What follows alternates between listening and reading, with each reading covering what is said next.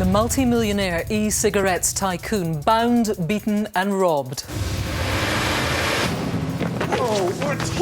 4 people intent on causing me very serious harm. A dog walker raped in her local park. I was just praying that somebody would come along and be just walking along the path where I was. And fighting extremism at home, exclusive access inside the anti-terror squads. Behind these doors is the only team in the world dedicated to removing extremist material from the web. Live for the next hour, this is Crimewatch.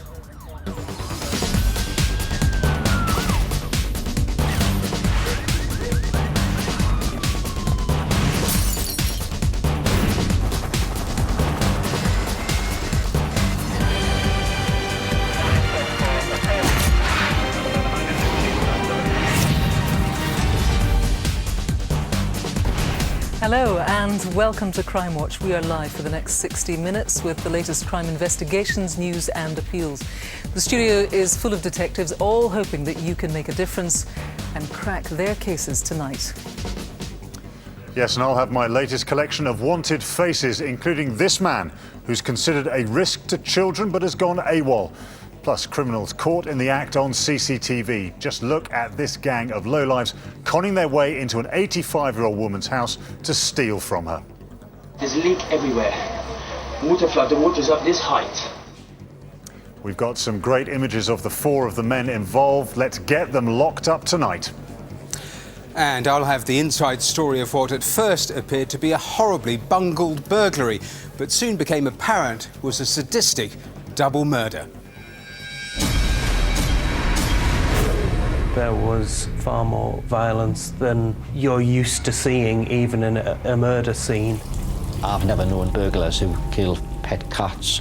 The combination of that, the injuries, made you begin to think this is more than a burglary gone wrong.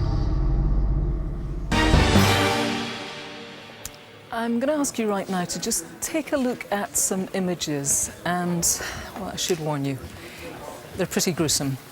You'll see that we've altered them to protect this woman's identity, but you can still see her horrific injuries. She was attacked in September last year while she was out walking her dog. She was raped and then very, very badly beaten. Worryingly, the man who did this is still out there, but with your help, we can find him tonight.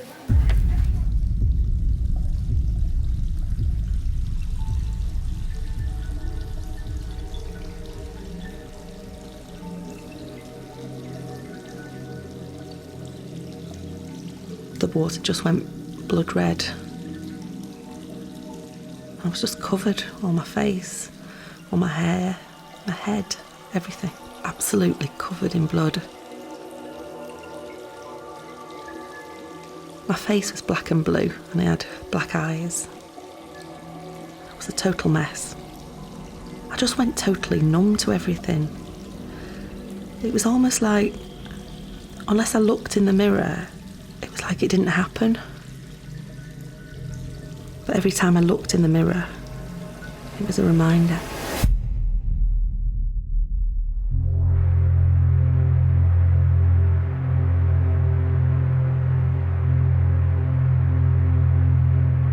When I finished work, I went home, had my tea, and decided it was time to take the dog out. That park is a part of my life. I've grown up on it.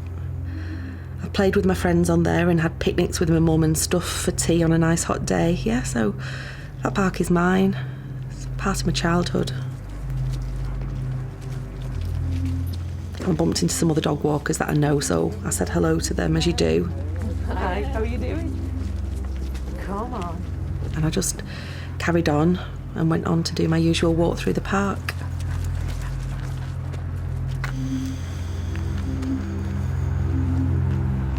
It's a nice walk, nice and relaxing with the dog. Or it was.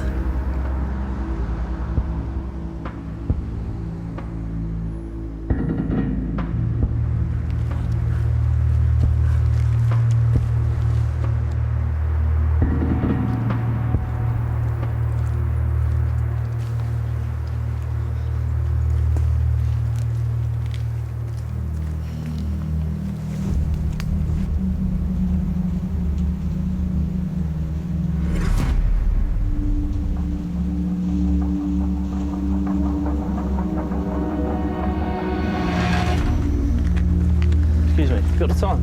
Yeah, it's 9:10.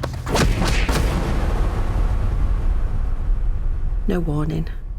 Nothing. He hit me on the side of the head and knocked me down to the floor. I was on my back and he was thumping me. I could feel the blood coming down my face and I could taste the blood in my mouth. I thought, I'm not going to be able to get away. Then he drags me off to the side. You know, anyone who says they can run, you can't because you're scared. It lasted 20 minutes. 20 minutes of him having total control. It was kind of like trying to survive.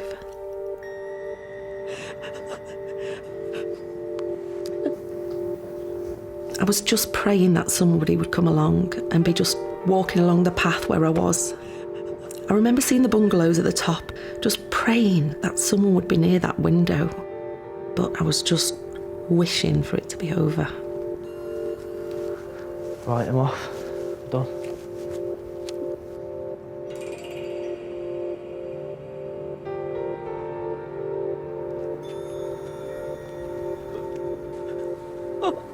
I just wanted to get out of there. So I sorted myself out and got myself back on my feet, got the dog, and I made my way out of the park as quickly as I could.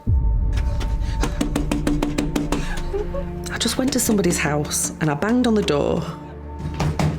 I just crumpled onto his floor.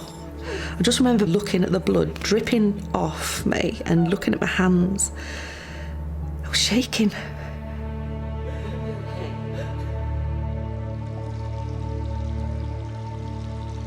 It took away a lot of my dignity. It took away a lot of who I was, to the point where sometimes I don't know who I am. Or my life ended as I knew it that night. This took away so much of my freedom. I'm a prisoner in my own body. Because the freedom that I had, that I knew, the freedom just to walk around and not be bothered, is gone. It's like living in a prison cell. Well, it's clear who should be in a prison cell. DCI Mel Bowden joins me now. This is, Mel, a truly horrific attack. You can see by the images, and these have been edited to protect the identity of the offender, but you can see the level of violence that's been used.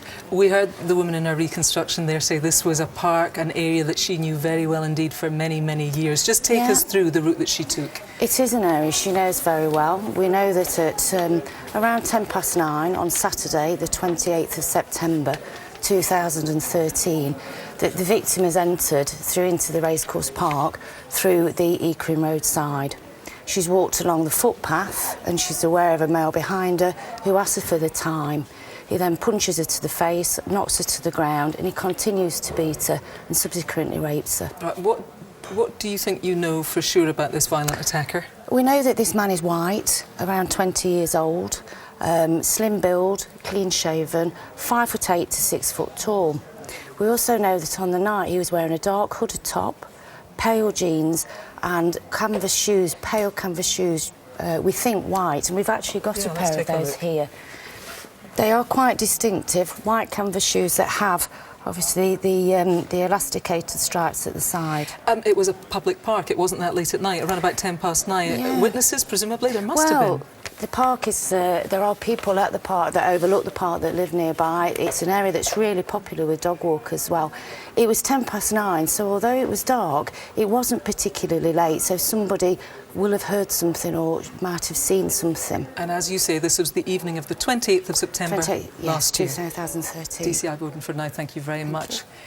It's over to you now. If you have got any idea who did this, you saw how bad it was, I would urge you to do the right thing and to come forward before he attacks someone else. Do call the studio now. You know the number. It's 0500 600 600. And remember, if you've been a victim of crime yourself, then there is the victim support line. That's on 0845 30 30 900. Let's go to Wanted Faces now with Martin. And we start tonight with an urgent appeal from Police Scotland, who need to find 34-year-old Jonathan Kelly. He was released from prison on licence in August after serving a number of years for violent offences, but has since gone missing. Kelly, who's considered to be dangerous, uses a number of aliases, including Donald Cameron, John Kerr and Jonathan Donnelly, and may well have shaved his head or grown a beard in an attempt to disguise his appearance. He has several large scars, including one on his right arm and one across his right hand. He also has a Glaswegian accent. He should not be approached, so if you see him or know where he is, call 999 immediately. Next is Stuart Smith. The 66-year-old is a convicted child sex offender who's wanted as he's failed to tell the police where he's living. He has links to Grimsby, Folkestone, Sheffield and Pontefract, but is known to travel all over the country, particularly via train, although he may well be driving a red Ford Ka with the registration YL07NKK. Smith is considered a continuing risk to children, so call the police straight away if you see him. Number 3 is Raza Aziz, who also goes by the names James Andrews and Wassim Al Mahmoud. Detectives need to trace the 28-year-old in connection with a serious sexual assault last summer. He's also wanted in relation to numerous frauds which saw at least half a dozen victims conned out of hundreds of thousands of pounds after dodgy property, land and renovations deals. He has links to Birmingham and London. And lastly, for now, is John Harrison. Detectives want to speak to the 51-year-old in connection with a large-scale conspiracy to import cocaine worth more than £5.5 million into the UK from the Netherlands.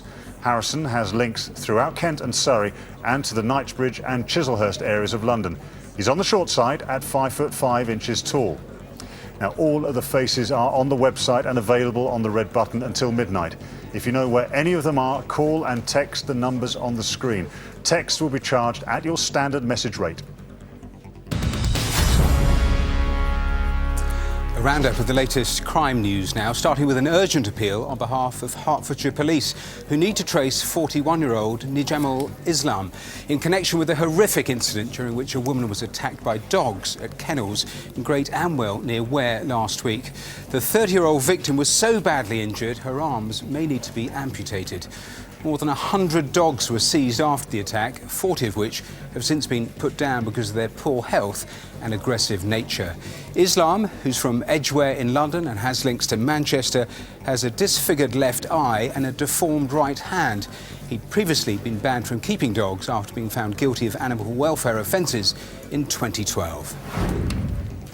Figures released today show that the number of reported rapes across England and Wales is at an all-time high, despite a fall in the total levels of crime. The Office of National Statistics report reveals a 29% increase in rape overall, with a 48% increase in knife-point rapes. The Crime Prevention Minister, Norman Baker, says police have improved their recording of these crimes and victims are now more willing to come forward. Next, just take a look at this dramatic footage of 3 masked men using a tow rope attached to their 4x4 to rip out a cash machine. It happened at the University of East Anglia in Norwich on the 2nd of December last year. The group escaped with around £10,000, but as you can see from the incredible footage, the trio didn't get very far before officers from Norfolk Constabulary caught up with them. The 3 men responsible all pleaded guilty and were jailed for their part in this and other burglaries. Next, how about this for a selfie with a difference? 26-year-old Alan Crowley from Dublin had no idea when he started taking a picture of himself every day that he'd be attacked. But after Alan was glassed in the face in a bar in Dublin in 2011, he continued to document his recovery. Now his video has recently gone viral, more than 1 million views online so far. Well, finally, Tabrez Hussein was caught banged to rights after a high-speed police chase in Middlesbrough. The 34-year-old spilt £16,000 worth of heroin over himself as he tried to throw the stash out of the window. He was jailed for 8.5 years for possession of a Class A drug and dangerous driving.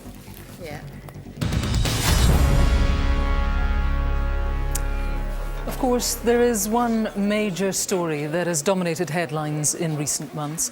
The extremist group calling itself Islamic State has seized large swathes of territory in Syria and Iraq, leading to intervention from nations across the world.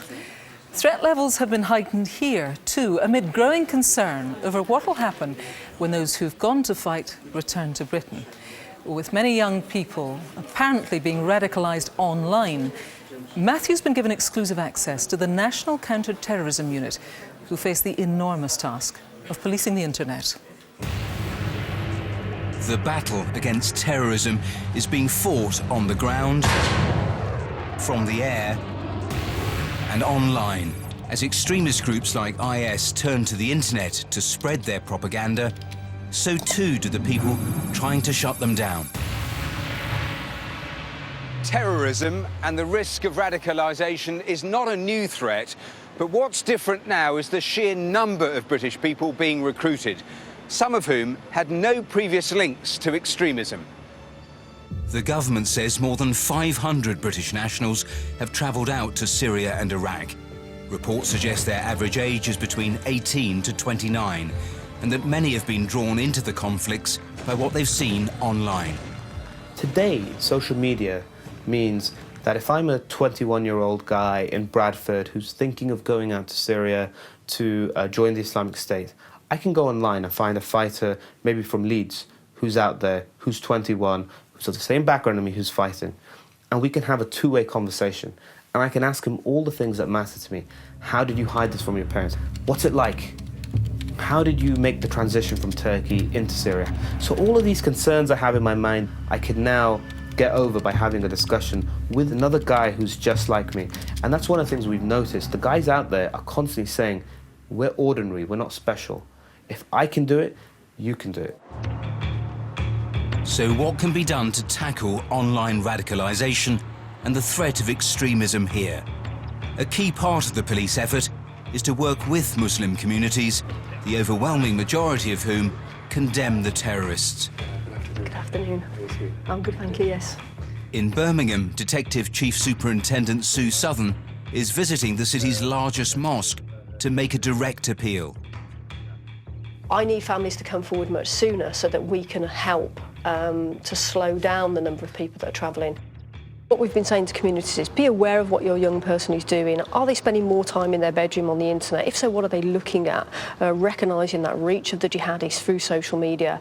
Are they becoming more extreme in their narrative around what's happening in Syria or Iraq? Some have said it's lecturing them could be counterproductive. We've got to try it. I can't just sit back and not have that direct dialogue. We have really good relationships with the community, so we're using those relationships to further this message. What I do want is the communities to mobilise themselves, and we're seeing a lot of that. How important is this message? It's really important because a number of the people that are travelling have not been previously known to us. We need communities to come forward much sooner. We want to deal with the vulnerability here in the UK. We're getting calls, but they're coming too late. Young people have already travelled. That's very difficult for us to then intervene. Coupled with these very public policing initiatives, are far more sophisticated methods being used to fight extremism. We've been given unprecedented access at New Scotland Yard to the Counter-Terrorism Internet Referral Unit. Behind these doors is the only team in the world dedicated to removing extremist material from the web. Detective Chief Superintendent Clark Jarrett heads up the National Counter-Terrorism Units and works closely with intelligence services. You have a global reach.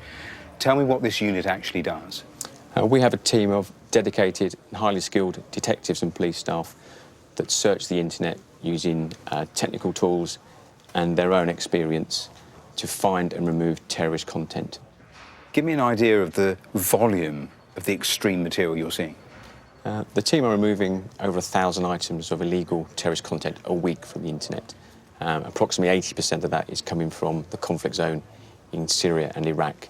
And that's a big upstep in what we've previously seen, and it's certainly increased in the last year, and it's speeding up over the last few months. So how are people being enticed in? Terrorist organisations like IS are reaching out in new ways via new social media platforms into people's homes, into their bedrooms, onto their phones. IS and others have their own in-house production teams to produce some very glossy and seductive releases. They publicise bomb-making manuals, sermons, extremely violent videos from war zones in an attempt to promote their cause and encourage others to join them. It's an avalanche of material that's coming in. It must feel to you and your team, no matter how much you're taking down, more is coming. Absolutely. But the team are absolutely dedicated to removing as much as they can. Yet, no matter how much police are able to take down from the net, there are hundreds of fighters already out there. The concern is what happens if and when they return to Britain. They are getting combat training. They're being trained in the use of IEDs. They're being radicalised by the Islamic State and other organisations. They then pose a significant threat to the UK when they come back, if they choose then to look at attack planning within the UK. It just takes 4 people, 5 people to wreak a great deal of havoc. So terrorism doesn't require numbers on its side. It just requires 1 or 2 individuals to get through on a particular day. Well, with me now is the UK's most senior counter-terrorism officer, Assistant Commissioner Mark Rowley. Thank you very much for taking the time to join us. I know you've got a very busy job. The terror threat has risen to severe since August. There are an estimated 500 UK nationals who are abroad in Syria and Iraq deciding to fight for whatever they believe their cause is. What is your plan once these dangerous radicals decide that they want to come back to Britain? What are you going to do? We have to look at them as terrorists. That's what they are. Going out and fighting with ISIS is terrorism. People coming back to this country, we will often already have some evidence against them from before they've travelled out. When they get back, they often get arrested and they get prosecuted.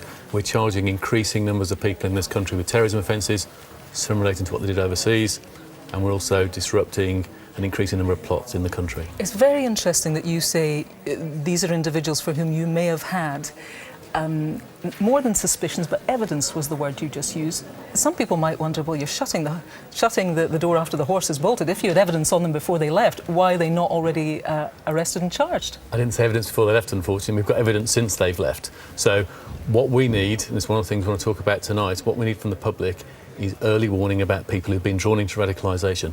You saw on the film about how the internet and very professional propaganda is being used by ISIS and other organisations to try and draw new people into terrorism.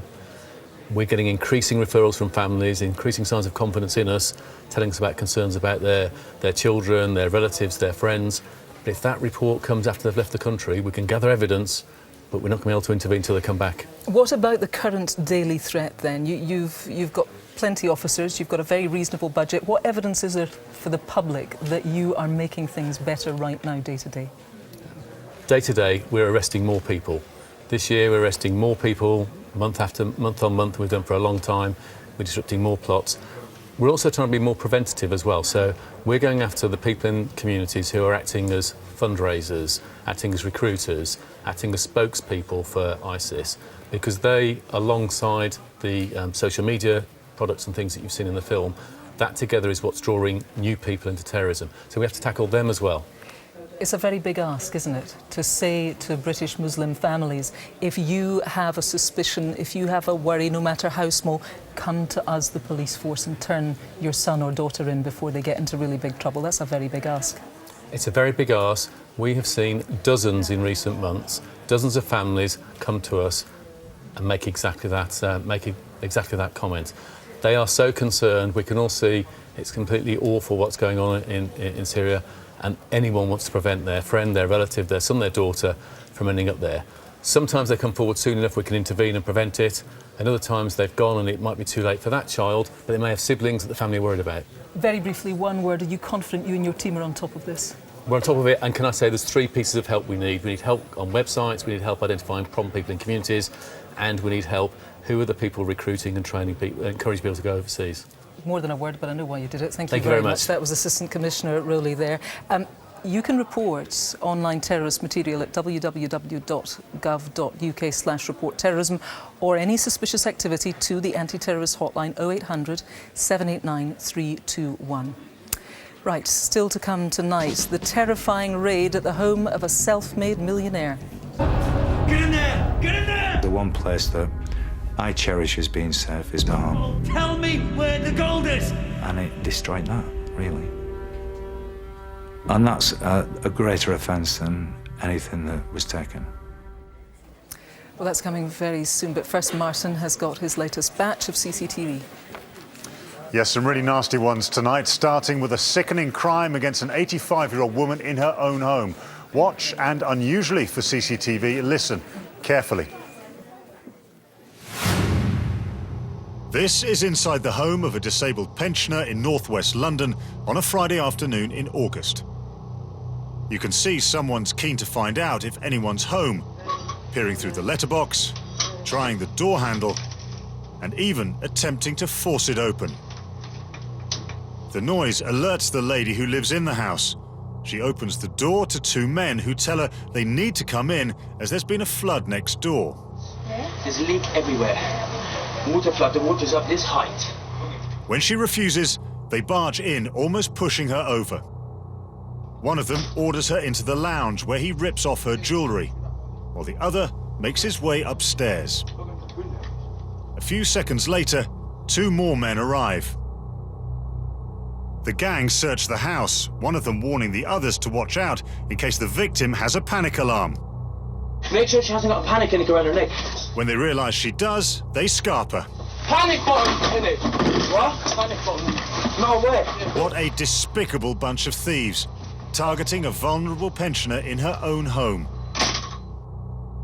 One of them was possibly called Gomi. Tell us who he and his low-life mates are tonight.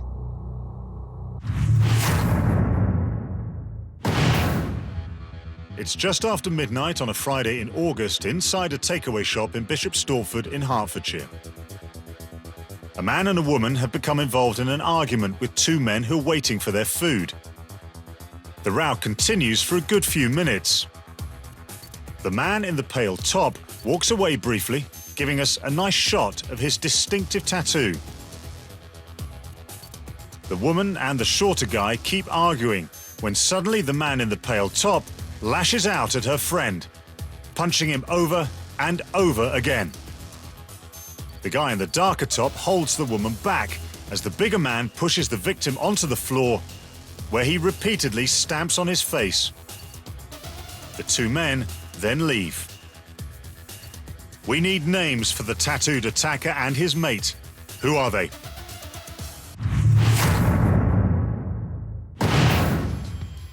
A Renault Megane waits at the junction of Fermoy and Harrow Roads in West London very early on a Wednesday morning in July.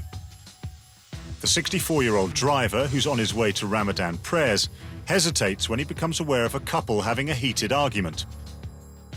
The man walks up to the car and starts shouting at the pensioner. He then launches a savage attack through the car window, repeatedly punching the victim to the face.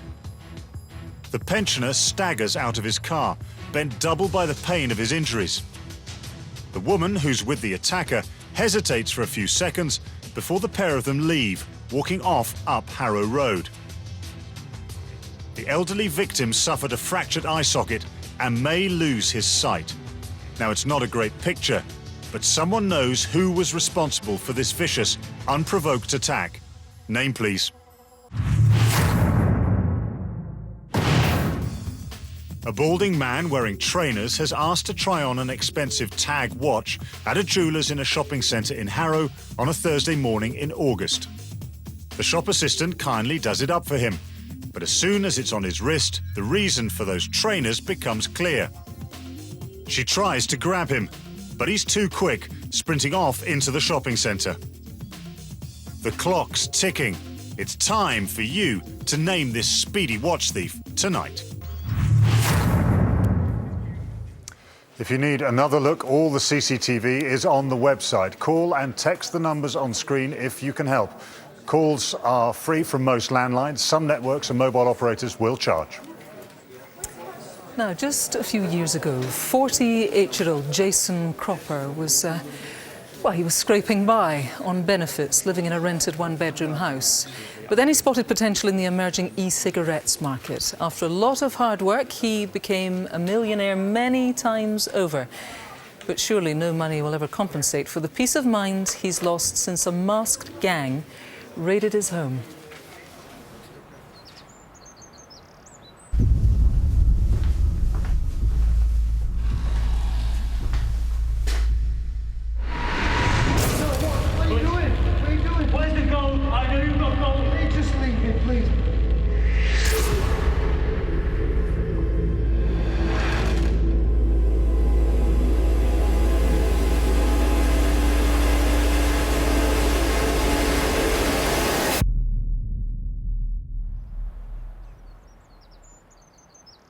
13 years ago, I was living in a one-bedroom rented house, and I've pulled myself up by myself.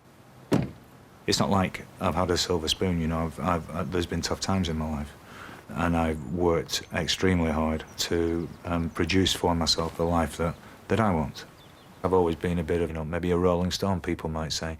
I've lived in lots of different places. I've never stayed put for longer than 2-3 years in any particular house. But this place, it's a beautiful place to live. I've lived in this house for 3.5 years. I live alone.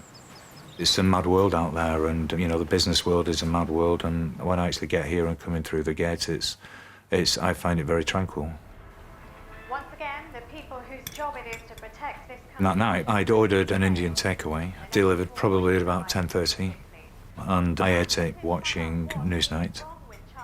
Once I'd finished the meal, I then went and sat in another chair and switched my computer on. And then my cat was meowing, which prompted me to get up and open the door further for her to go out. What's wrong, eh? Come on, man. I noticed the porch door was ajar. I then opened the door further and stepped outside.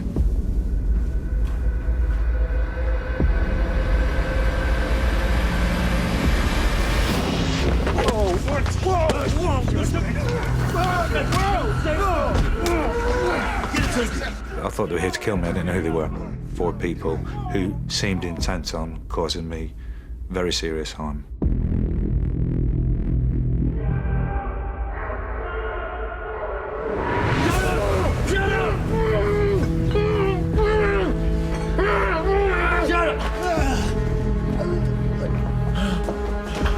I got dragged further into the house. Get in there! Get in there! Where's the gold? I know you've got gold. Tell me where the gold is. In the reading room. Where's the cash? Car keys and wallet in the lounge. Just take them. Where's your bunker? I don't know what you're talking about.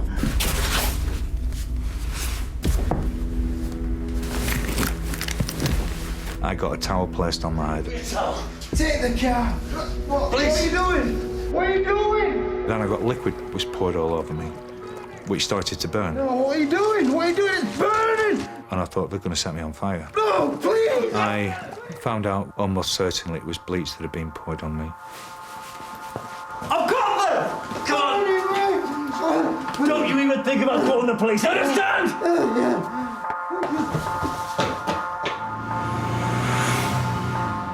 As soon as I'd heard the car drive off, I pulled myself into the kitchen.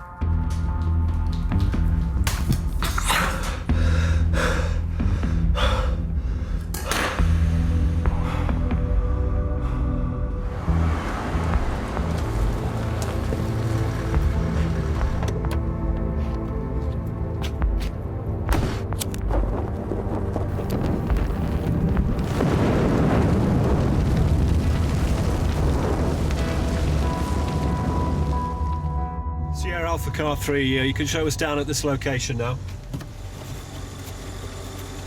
There's a guy there, sir. Yeah.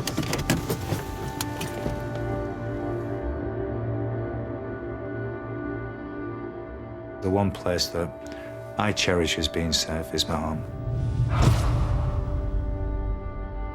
And it destroyed that, really. And that's a greater offence than anything that was taken. And they don't even have the guts to take the mask off and let me see who they are. They're gutless. Well, DI Perry O'Neill from Lancashire Police is leading on this one. You are convinced that somebody watching Crimewatch tonight knows who did this? Yes, the offender stole a large amount of money, about £95,000, as well as other items. I'm convinced they will have told somebody about that. The victim quite quickly recovered from his physical injuries, but the psychological impact has been far more significant on him.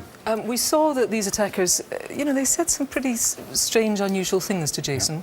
Yeah, they asked him about where his bunker was, which he didn't quite fully understand, and they also asked him about where his Skyline was, which was a car that he had in his garage. And it was the case, wasn't it, that although now he's stepped up security and that there are no valuables in the property, a lot of very expensive stuff was stolen. Can you just take me through the details of that? Yes, there were 2 gold bars stolen that were worth about £24,000 each. Some other items, obviously the cash, and 3 watches. A blue Chrono Omega Seamaster watch worth about £7,000, another Omega Seamaster watch worth about £2,000, and a Breitling Sky Racing watch worth about £4,000. They've all got serial numbers on and they're easily identifiable. Yeah, people can check out the serial numbers on our website. Tell us then about his car, the Range Rover. Yes, it was abandoned about half a mile away on Goosefoot Lane. We believe the offenders transferred into another car to make off. The Range Rover was completely burnt out, and there was some poor quality CCTV that showed the offenders getting into a pickup type truck that had spotlights on the back, facing backwards on the cab.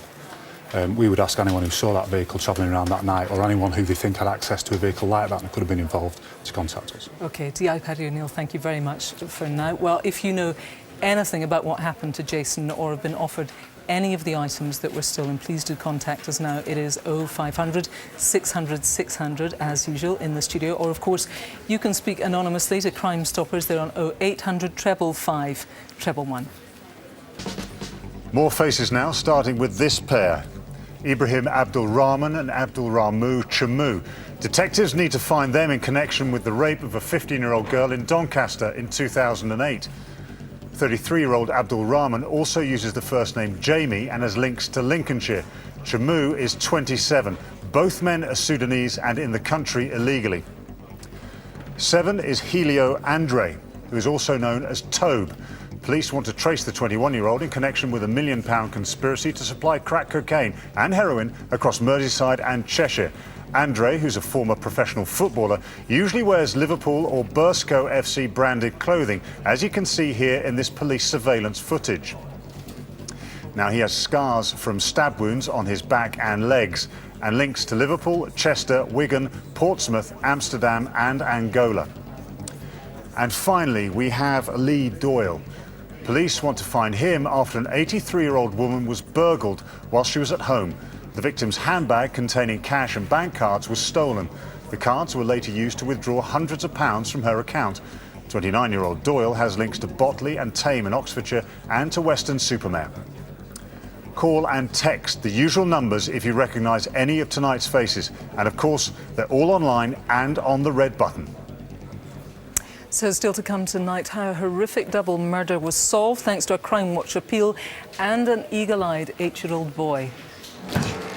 Dad, look what I found! I'll never forget it, to be quite honest with you. There was a young detective came through and said, boss, we think we've found the victim's mobile telephones. But first, let's get the latest on the leads you're giving us with tonight's cases. Here's Matthew. Well, good calls coming in on that Mansfield rape. Let's talk to the officer in charge of this one. And Mel, what has actually come in? Yeah, we've had some really encouraging calls in relation to that distinctive footwear, to the clothing, and we've actually had one call that's named a potential offender for us. I must stress, we'll be following all of these up, but I must stress this was an incredibly violent attack. The offender will have blood on his clothes, he will have blood on those shoes, those distinctive shoes. Somebody knows who he is. It's so important that we receive those calls. I'll let you get back to the calls, Detective. Thanks very much. Thank you. Right, some updates on previous appeals now, starting with excellent news on a case we featured at the start of the year. You may remember a 33-year-old woman was robbed and seriously sexually assaulted in a caravan in North Lanarkshire whilst her fiancé was at work.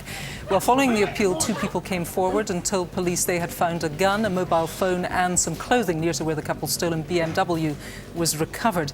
Those items led police to 47-year-old Thomas Feeney from Airdrie, and 2 weeks ago he was found guilty of the attack and sentenced to 12 years in prison. A great result, and yet another example of the difference your calls make. Now, news about one of our faces. This is Michael McCarthy. The 59-year-old was wanted in connection with the sexual assault of a 13-year-old girl. Police had been looking for him for 9 years, but after his mugshot was shown on Crimewatch, locals from a pub in London where he'd been working as a DJ recognised him and contacted the police. He was arrested, and last month he pleaded guilty to 2 counts of sexual activity with a child and was jailed for 18 months. Excellent news. In our last programme, we asked for your help after a violent burglary in South Street in Kent in July, during which husband and wife Jazz and Rani Uppal were badly beaten. Well, following the appeal, 3 men, aged 21, 31 and 32, and a 34-year-old woman were arrested in connection with that incident. All 4 are currently on police bail. We're going to update you on that one when we can. Next, news on a case we first featured 4 years ago. 68-year-old grandfather Barry Rubery died after being tied up and beaten at his home in the village of Iron Acton near Bristol in April 2010. Well, 3 weeks ago, 2 men, one aged 19, the other 31, were arrested on suspicion of Mr. Rubery's murder. They are currently on bail. Police are still investigating the case, and anyone with any information should contact Avon and Somerset Police on 0117 945 5815. Finally, this is Robert Knight, who has appeared on Crimewatch a couple of times. Police have been trying to locate him for 6 years on suspicion of being connected to a large-scale conspiracy to supply cocaine. Well, 3 weeks ago, 53-year-old Knight, who is originally from Walsall in the West Midlands, was arrested at a Spanish bar whilst he was in the middle of a poker game. You couldn't make it up.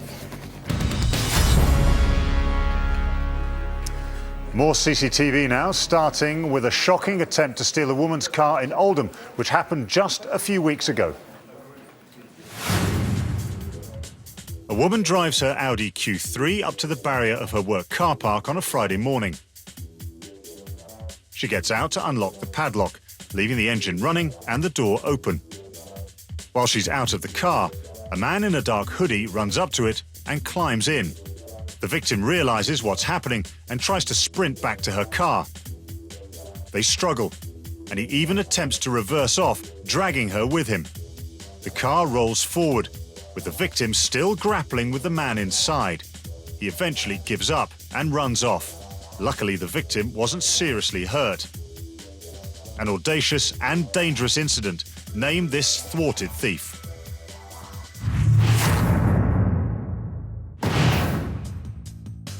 Outside an off-licence in Moxley and Walsall in the West Midlands on a Monday morning in May. 2 men walk into the shop, one wearing a grey hoodie and the other a lovely hat and sunnies combo. Very Ali G, mate. The guy in the grey picks up a bottle of wine and approaches the counter before launching it at the shop assistant. As he does, his mate in the shades gets behind the counter and pushes the cashier into the corner. After a bit of fumbling, they eventually get into the till and empty it of notes.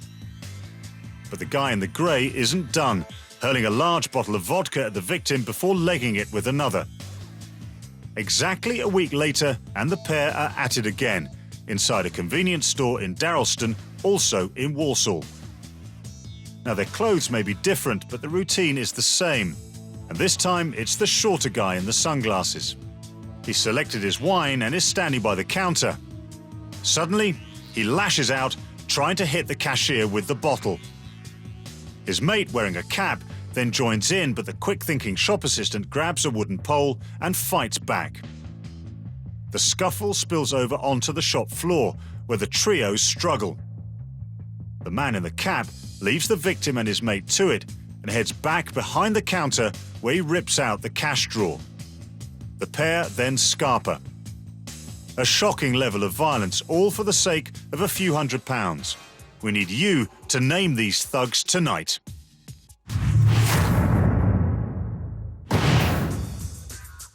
A couple walk into a jeweller's shop in Barnstable in Devon on a Saturday afternoon in June. A few seconds later, 2 snazzily dressed young men join them. The older man and the woman are each holding a pile of £20 notes. The woman asks to see a variety of gold chains from the window. She handles a few of them and secretes one under the money she's holding, before slipping it into her pocket. While the older pair engage the shop assistant, the 2 younger men turn their attention to an unlocked cabinet. They repeatedly take items and put them into their pockets. 1, 2, 3, 4. The youngsters then leave, taking their loot with them. The older couple ask the shop assistant to package up several items which they say they'll come back to buy later, before they too leave. In total, these 4 nicked jewellery worth more than £5,000. Take a look and tell us who they are. If you could name anyone featured in tonight's CCTV, please get in touch in the usual ways. And of course, all the information is on the website. Now, we meet a lot of seasoned detectives on this programme who've seen pretty much the worst that humans can do to each other. But every so often, a case comes in that has the power to shock even them. Matthew takes up the story now of how one such crime was solved, the brutal murder of 2 young students in Newcastle.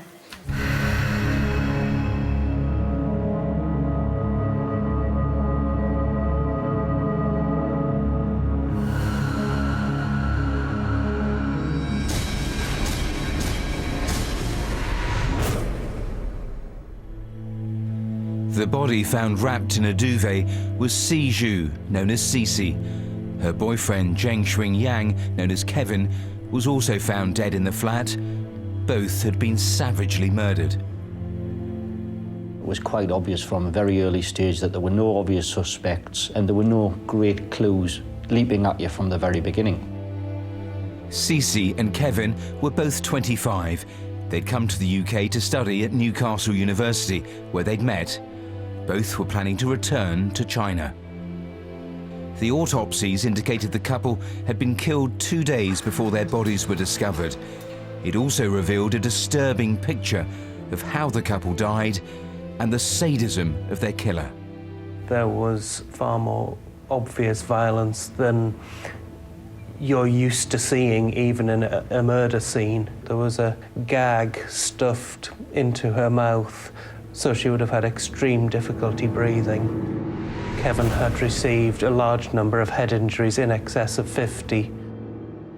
With Cici having been strangled and Kevin seemingly tortured for a number of hours, detectives knew the man they were hunting was extremely dangerous.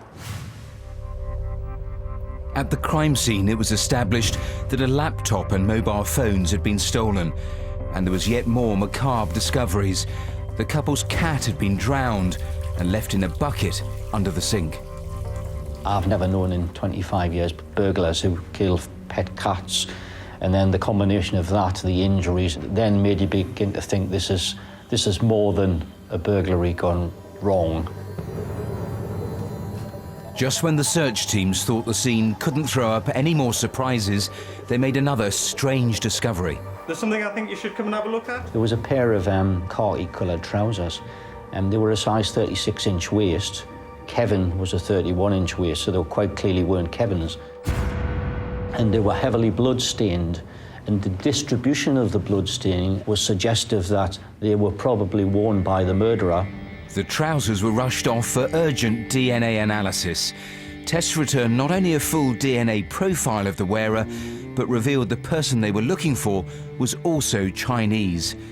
The profile was run through both the UK and Chinese DNA databases, but there wasn't a match on either. We had the probable profile of the murderer, but we didn't know who it was, and that's obviously where the hunt is on now, to try and identify the wearer of the trousers and who shed that DNA. Detectives combed through Cici and Kevin's lives, studying their internet and phone usage, interviewing family and friends, and trawling through their finances, all in the hope it would give some clue as to who had killed them and why. It became apparent that both Kevin and Cici were involved in an internet betting scam. I think over a 2 or 3 year period, I think something like £200,000 went through the accounts. But that's not to say that Cici and Kevin benefited from those sums of money. The murderer might not have known that. The murderer might have thought they were making substantial sums of cash out of that, and that could have been a motive for why they were killed. Detectives also discovered that Cici and Kevin had advertised a room to rent a few weeks before they were killed. And we know that on the evening before the murders took place, that Kevin had been in contact with his mum, and he'd suggested that they'd actually rented the room out to a lodger. But if someone had moved in, who were they and where were they now? The search for the mystery lodger became the central focus of the investigation. detectives turned to Crimewatch. What we do know is Cece telephoned a friend days before the murder. She was uncomfortable with this Chinese lodger, very uncomfortable. Dad, look what I found! What police didn't know was a couple of days before the programme went out, a boy had found a plastic bag hidden half a mile from the murder scene. 2 days later, his family saw the Crimewatch appeal. Son, go and get that mobile with the pictures on. I'll never forget it, to be quite honest with you. There was a young detective came through and said, boss, we think we've found the victim's mobile telephones. We discover a text message, and that text message was absolutely crucial to the investigation. The text message had been sent the evening before the murders, and it was a text message from Cece's phone to the lodger. The lodger's phone was a pay-as-you-go, impossible to trace using the usual technology. So detectives turned to a surprisingly simple method to get their next clue. They simply typed the telephone number into a Google search engine, and bingo, up came the telephone number. The number was contained in a response to an online ad for a flat share. It didn't give a name, but it did list an address close to the murder scene. When they questioned the occupant, they found the mystery lodger had rented a room there, but had moved out just 2 weeks earlier. What seemed very strange is that days after moving into that address, the lodger had still wanted to rent Kevin and Cece's room. Is this the lodger? Is this the murderer? This is the man the person renting the room online described to the police. But where was he now? He made a bit of a mistake, and he gave the occupants a new telephone number, a number that we previously had not had. With a new phone number, police were now able to trace the mystery lodger, and it led them to the market town of Morpeth, 15 miles north of Newcastle. Armed with a new description, they sent a team to try to find him. Within literally half an hour, one of the surveillance commanders rings me and says, "Boss, you're not going to believe this. There's a Chinese guy wearing spectacles, identical to the description." The next morning, nearly 3 months after the murders, an arrest team arrived at his door. Police, police, police, police! The mystery lodger was finally revealed as 30-year-old Guang Hui Sao. He never showed any sort of real signs of stress that I've seen before with other suspects. He certainly gave the impression that he wasn't massively concerned with whatever we did have to throw at him, and I think he fully expected to be walking away fairly shortly. What Sao didn't know was that police had his trousers and his DNA. The DNA profile from the swab from Sao's mouth is compared against the waistband of the trousers. Bingo. These trousers are covered in the blood of Kevin. When the challenges were getting too much for him and he'd actually ran out of things he could come up with, he started to laugh. Why is it making you laugh? 为什么你笑? 我觉得很可笑。 I think this is laughable. That's laughable. Extreme arrogance, I would say, and showed that he really did not care about anything that had happened to the victims, I think. In 2009, the case was brought before Newcastle Crown Court. Thanks to overwhelming evidence, Sao was found guilty by a unanimous verdict of both murders and sentenced to a minimum of 33 years. What really drove Sao to kill those two people in the circumstances that he did, because this just wasn't a killing, it was an assassination, really, wasn't it? And you don't do that for reasons that are just purely driven, I don't think, by financial motive. Unless Sao decides to talk, we may never know why he killed Cece and Kevin. Horror story. Just tell me a little bit more about the reasons, the possible reasons behind all of this. Well, we know fragments, but not the whole story. The judge said he was convinced this was an execution. He said the couple had in some way crossed a large criminal gang and were punished by them. They were held up as an example and murdered in a cruel and savage way. Now, detectives think the pair were working for a Chinese betting syndicate. It's big business in China, even though gambling is illegal. Just to give you some idea, betting on the English Premier League football is worth around £40 billion in China. So cross them and you're in real trouble. Cool as a cucumber he looked there when he was in custody. What about this guy, So? What more do you know? Well, very little. He came into the country in 2001 on a student visa. He stayed beyond his welcome, so eventually he was in the country illegally. Was he a contract killer? Probably.